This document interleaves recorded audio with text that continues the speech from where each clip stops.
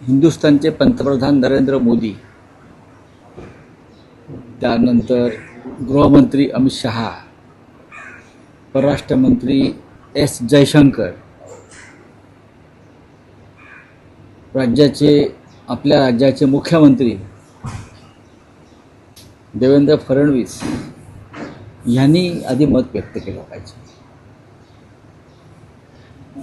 हा हिंदुस्थान म्हणजे एकेकाळी 11 वर्षापूर्वी जगातला एक सर्वोत्तम देश होता असं मानलं जायचं. आणि नरेंद्र मोदी आल्यापासून किंवा भाजपचं सरकार आल्यापासून या देशाचा जर नरक झाला असेल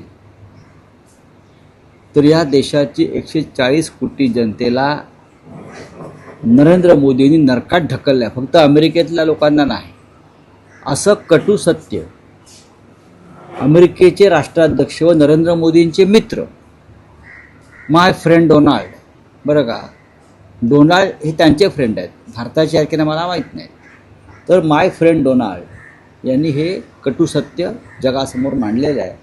आणि त्याच्यामुळे ह्याच्यावरती भारतीय जनता पक्षानं नरेंद्र मोदींनी आता तरी एक पत्रकार परिषद घ्यावी आणि हा देश नर्क नसून नंदनवन आहे हे सांगावं. हे नंदनवन होतं, या नंदनवनाचा नर्क करण्याचं काम नरेंद्र मोदी आणि त्यांच्या सरकारने गेल्या 11 वर्षात केलं आहे. डोनाल्ड ट्रम्प यांच्याकडे ती पक्की माहिती आहे असं त्याच्यावरून दिसत आहे. विधान परिषद राज्याच्या राजकारणातला विषय आहे की विधान परिषदेसाठी काँग्रेस एनसीपी दोघांचाही पाठिंबा उद्धव ठाकरेंना. पाठिंबा हा शब्द चुकीचा आहे. आग्रह आहे. माननीय उद्धव ठाकरे यांनी काय स्वतःची उमेदवारी जाहीर केलेली नाही. उद्धव ठाकरे यांनी जाहीर केलं का मी उमेदवार आहे मला पाठिंबा द्या. पण राऊत साहेब, पण काँग्रेस एनसीपीचं म्हणणं आहे की उद्धव ठाकरे उमेदवार असतील तर ही निवडणूक बिनविरोध होईल, कारण ते एकमेव व्यक्ती आहेत महाविकास आघाडीत जे सध्या या जागेसाठी अत्यंत योग्य आहे. हां, हे बरोबर आहे. काल काँग्रेसचे अध्यक्ष हर्षवर्धन सकपाळजी मातोश्रीवर आले, त्यांनी उद्धवजींशी सविस्तर चर्चा केली. फक्त विधान परिषद या एका मुद्द्यावर चर्चा केली नाही, तर भविष्यातल्या अनेक घडामोडी, महाविकास आघाडी म्हणून आपल्याला भविष्यात काय पावलं टाकावी लागतील, येणाऱ्या लोकसभा असतील किंवा अन्य काही निवडणुका असतील, एकत्र काही संघटनात्मक कामं या संदर्भात चर्चा झाली. आणि त्यांचा आग्रह होता की विधान परिषद निवडणुकीची जी काय भूमिका आहे ती काँग्रेसची भूमिका अशी आहे की राज्यसभेला शरद पवार यांच्यासारखा एक महत्त्वाचा नेता आपण सगळ्यांनी पाठवला. विधान परिषदेच्या एका जागेसाठी उद्धव ठाकरे साहेबांनी जावं ही आमची भूमिका आहे. ती यासाठी की एक राज्याचे माजी मुख्यमंत्री म्हणून आणि महाविकास आघाडीचे महत्त्वाचे प्रमुख नेते म्हणून तुम्ही विधिमंडळात असणं हे महाविकास आघाडीच्या आमदारांसाठी एक दिलासा देणारं कार्य असेल, ही त्यांची भूमिका आहे. त्यानंतर सुप्रियाताई सुळे यांचाही फोन आला. त्यांनी त्यानंतर समाज माध्यमांवर सांगितलं की आम्हीसुद्धा याच मताचे आहोत की माननीय उद्धव ठाकरे यांनीच विधिमंडळात जाऊन महाविकास आघाडीचं नेतृत्व करायला हवं.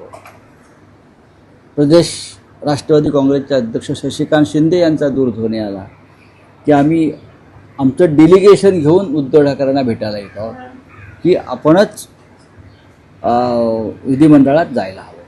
उद्धव ठाकरेंशी तुम्ही बोललात का किंवा तुमचे माझे पक्षातील नेते बोललेत का की आता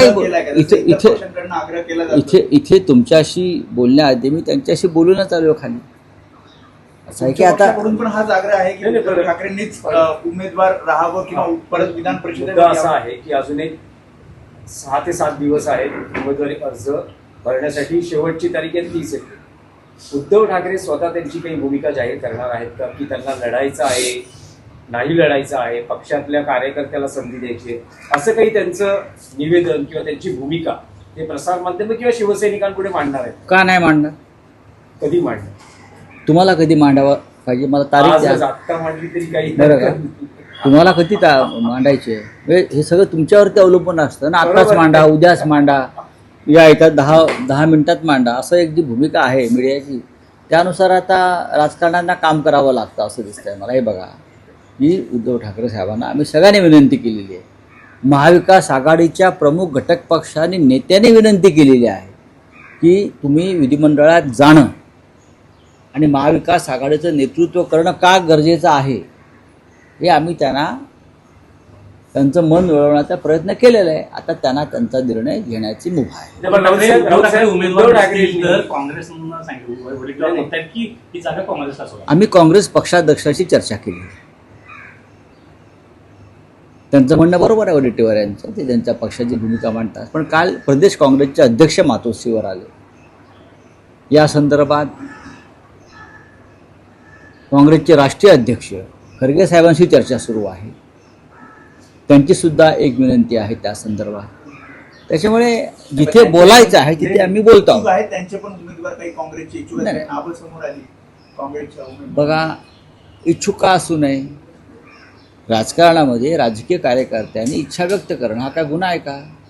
नाही ना. जर बारामती पोटनिवडणुकीमध्ये अपक्ष लढतात आणि निवडणूक होते तर हे तर विधान परिषद आहे. विधान परिषद तुम्ही घेतली तर पुढची राज्यसभा ही आम्हाला असावी असं वडेट्टीवारांनी काल ट्विटमध्ये. आम्ही या संदर्भात राहुल गांधी, खरगे साहेब, सोनिया गांधी यांच्याशी उद्धव ठाकरे साहेबांचा उत्तम संवाद आहे. आणि त्यामुळेच काल प्रदेश काँग्रेसचे अध्यक्ष हर्षवर्धन सकपाळ साहेब हे या विषयावर चर्चा करण्यासाठी माननीय उद्धव ठाकरे साहेबांकडे आले. सुप्रियाताई सुळे ज्या राष्ट्रवादी काँग्रेसच्या कार्याध्यक्ष आहेत त्यांनी एक भूमिका मांडलेली आहे आणि त्या भूमिका अत्यंत महत्त्वाच्या आहेत. राऊत साहेब, आणखी एक विषय होता की साधारण वर्षभरापूर्वी हिंदी सक्तीच्या विरोधात 2 ठाकरे बंधू एकत्र आले. सध्या मुंबई महाराष्ट्रात जे सुरू आहे, रिक्षा चालक आणि टॅक्सी चालकांना मराठीची सक्ती किंवा मराठी भाषा येणं आवश्यक आहे आणि या दृष्टीनं त्याला विरोध होतो आहे, त्याला पाठिंबाही होतो आहे. पाठिंब्यासाठी मनसे आणि अन्य पक्ष रिंगणात आहेत, तर दुसऱ्या बाजूला विरोध यासाठी होतोय की काल सदावर्तेंनी भूमिका मांडली, संपाची हाक दिली गेलेली आहे. हिंदी भाषा मराठी भाषा सक्तीची असू नये यासाठी आंदोलन उभं केलं. मराठीला जो विरोध होतो आहे तो एकनाथ शिंदेच्या गटाकडून होतो आहे, हे तुम्हाला माहिती आहे. परिवहन मंत्र्यांनी तर भूमिका, परिवहन मंत्री संजय निरुपम, आता कसं बोललात तुम्ही, हां, एकनाथ शिंदेच्या गटामध्येच या संदर्भात विरोधाची भूमिका आहे. प्रताप सरनाईक परिवहन मंत्री यांची भूमिका ही महाराष्ट्राच्या आणि मराठी माणसाच्या हिताची आहे. ही त्यांनी घेतलेली भूमिका आहे. परिवहन मंत्री म्हणून ती योग्य आहे. त्याला विरोध करण्याचं कोणाचंही कारण नाही. जे या भूमिकेला विरोध करतील ते मराठी माणसाचे आणि महाराष्ट्राचे शत्रू आहेत. एकनाथ शिंदेने ठामपणे सांगायला पाहिजे, हो ही भूमिका आहे. देवेंद्र फडणवीसांनी ठामपणे सांगायला पाहिजे, हो ही भूमिका आहे. सुनित्राताई पवार या उपमुख्यमंत्री आहेत, त्यांनी सांगायला पाहिजे, हो ही मराठी संदर्भातली भूमिका योग्य आहे. आम्ही सगळे, शिवसेना, बाळासाहेब ठाकरे, माननीय उद्धव ठाकरे, आम्ही सगळे या भूमिकेसाठी सातत्यानं वर्षानुवर्ष संघर्ष करत आलो, लढत आलेलो आहोत. महाराष्ट्रात मराठीला विरोध करून लोक इथे कसे काय राहू शकतात हा साधा प्रश्न आहे. ही बाळासाहेब ठाकरेंची भूमिका आहे. तुम्ही ज्या राज्यामध्ये आहात त्या राज्याची भाषा तुम्हाला येणं गरजेचं आहे. हे त्यांचं म्हणणं फक्त मराठीपुरतं आहे का? नाही. हे त्यांचं म्हणणं प्रत्येक राज्यातल्या त्या मातृभाषेविषयी आहे. मग महाराष्ट्रामध्ये, या मुंबई शहरामध्ये, महाराष्ट्राच्या राजधानीमध्ये तुम्हाला मराठी यायलाच पाहिजे. राज्य सरकार, केंद्र सरकार वारंवार नारी शक्ती असं म्हणतं, परंतु महिला बालविकास विभागामधलेच महिलांसाठी ज्या योजना ज्या आहेत त्यामध्ये प्रचंड भ्रष्टाचार असलेला पाहायला मिळते. काही योजना ज्या आहेत केवळ कागदावर आहेत आणि केवळ पैसे. नारी शक्ती वंदना हे ढोंग आहे भाजपचं. भाजपचं जे आहे नारी शक्ती वंदना हे ढोंग आहे. नारी शक्तीची एवढीच काळजी असेल तर राज्याच्या मुख्यमंत्रीपदी एक महिला नेत्याला त्यांनी बसवावं. पंकजा मुंडेंना बसवावं ना. आणि केंद्रामध्ये सुद्धा प्रधानमंत्र्यांनी पंतप्रधानपदी एक महिला नेत्यांना विराजमान करावं. आपोआप नारी शक्तीला ताकद मिळेल. दिल्ली में सर वोटिंग परसेंटेज बढ़ गया तमिलनाडु और पश्चिम बंगाल में, और कहा जा रहा है कि इंडिपेंडेंट के बाद पहली बार ऐसा हुआ है, और इसमें भी जो महिलाएं हैं उनके वोट ज्यादा आए हैं. 92% वोट पश्चिम बंगाल में है 84% तमिल। और तमिलनाडु में लगभग 84-85% तमिलनाडु में है। ये बात सही है कि एक तूफान आया और ये तूफान में इस प्रकार की वोटिंग हो गई है। उसका एक कारण जिस तरह से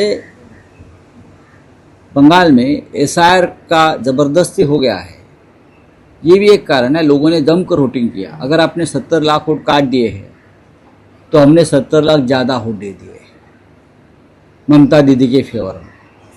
मैं ये अनुमान लगाता और ये अच्छी बात है। अगर ज़्यादा से ज़्यादा लोग वोट करते हैं तो ये लोकतंत्र के लिए अच्छी बात है। लेकिन इस बार पश्चिम बंगाल में क्या किया बीजेपी ने और सरकार ने, आपको मालूम होगा। देश में जहाँ जहाँ बंगाली लोग हैं वो सबको सरकारी खर्चे से पश्चिम बंगाल में लाया गया, चाहे वोटर हो या न हो, सबको लाया गया और सबको कहाँ वोट करो। पैसे की बहुत बड़ी डिस्ट्रीब्यूशन भी हो गया, सब देखा है हमने। सर, मराठी अनिवार्य को लेके अलग अलग पार्टियों की अलग अलग भूमिका है। एक ही पार्टी में दो लोगों की अलग अलग भूमिका बात ऐसी है भाई, महाराष्ट्र में अगर मराठी भाषा अनिवार्य की है उसमें गलत क्या है? ये कोई चर्चा का विषय है? तमिलनाडु में चलेगा? तमिलनाडु में तमिल भाषा अनिवार्य होनी ही चाहिए। पश्चिम बंगाल में बंगाली होनी चाहिए, लखनऊ में हिंदी होनी चाहिए, पटना में हिंदी होनी चाहिए। हम जब दिल्ली में जाते हैं तो हिंदी में बात करते हैं, पार्लियामेंट में हिंदी में बात करते, उसमें क्या है? हमारे स्टेट में, इस राज्य में, महाराष्ट्र में मराठी भाषा अनिवार्य करने का अगर कानून बना है तो उसका पालन सबने करना चाहिए। प्रदर्शन कर रहे हैं ऑटो टैक्सी वाले, कह रहे हैं कि उसका मतलब है आप यहाँ ठीक से और प्यार से और कानून से जो हम आपको रोजगार ये राज्य दे रहा है उसका सम्मान नहीं कर रहे हैं ना। आप इस राज्य का सम्मान करना चाहिए। आपको रोजगार दे रहे हैं, आपको घर दे रहे हैं, आपको यहाँ रहने के लिए सब कुछ मिल रहा है, और आप मराठी भाषा के बारे में इस प्रकार की अगर भूमिका लेंगे वो गलत है। आपको मराठी भाषा आनी चाहिए, क्योंकि यहाँ महाराष्ट्र में आपके साथ व्यवहार करने वाले लोग ज़्यादा से ज़्यादा मराठी हैं। तो पेट्रोल आसाम के मुख्यमंत्री ने कहा है कि जो चीफ इलेक्शन कमिश्नर है ज्ञानेश्वर कुमार, उनको भारत रत्न देना चाहिए। एसआईआर उन्होंने नहीं, गलत है। उनको नोबेल पीस प्राइज देना चाहिए। भारत रत्न बहुत छोटा उनके लिए। बीजेपी की इतनी सेवा करने के बाद सिर्फ भारत रत्न मिलेगा तो ये बहुत उनका अपमान होगा। भारत रत्न नहीं।